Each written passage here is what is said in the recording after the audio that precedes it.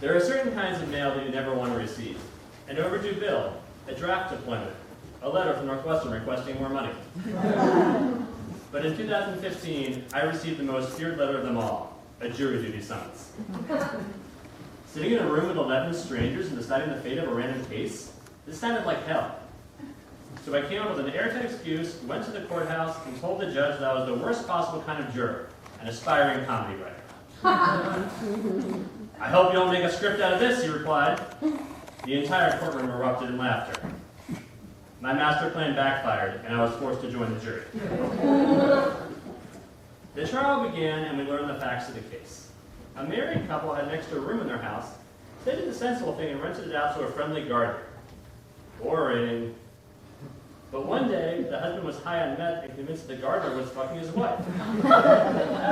Weird.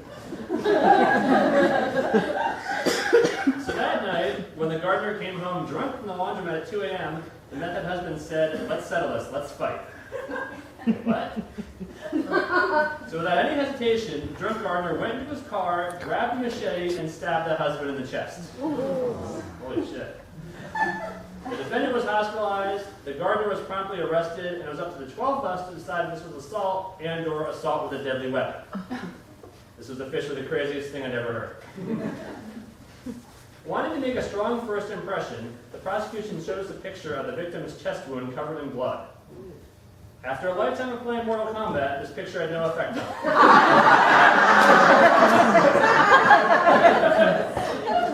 But then, the defense accused the prosecution of irrigating the wound to make it look worse. I was instantly hooked. Sure, models get photoshopped and laugh tracks get sweetened, but I had no idea that crime victims get irrigated. This is a fascinating new world. Next, the victim and the defendant took the stand and shared both sides of the story.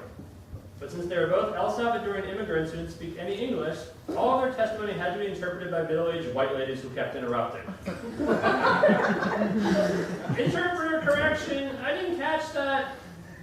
Interpreter correction, did you say machete or spaghetti?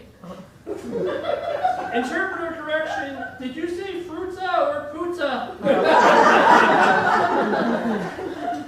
This was getting comical. I had to tell everyone about this ASAP.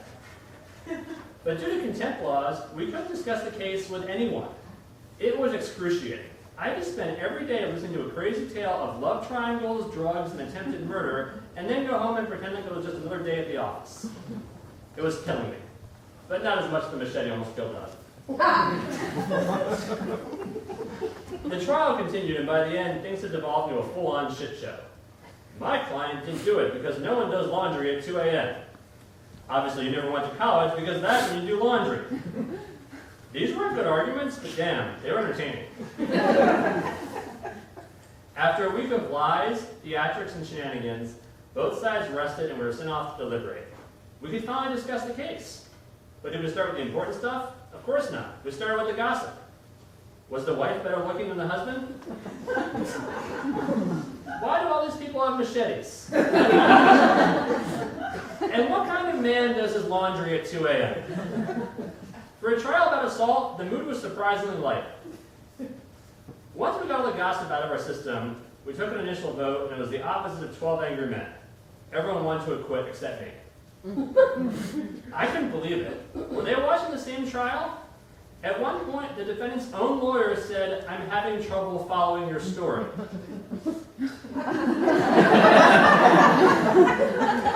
These are not the words of an innocent man. The rest of the jury tried to sway me with facts and evidence, but I refused to break. We can't let this lunatic back on the streets. He has a stabbing problem. I was looking out for the best interest of society, and I was sure that I was doing the right thing. And I held firm on that belief for 30 minutes. Even though the defendant seemed super guilty, we just couldn't prove it. The security cameras were turned off, the machete was never found, and it was a drunk's word against the methods. And the thought of being part of a hung jury and having that stigma follow me for the rest of my life, I don't want to live with that. So I switched my vote to not guilty, we shared our verdict with the judge, and the defendant walked free.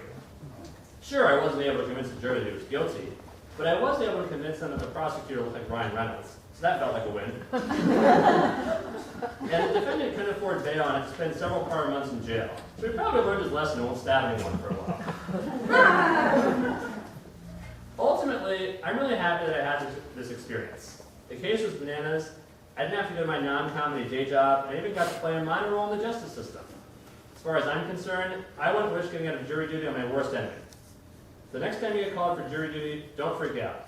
Go to the courthouse, open your mind, and listen to what both sides have to say, for at least 30 minutes.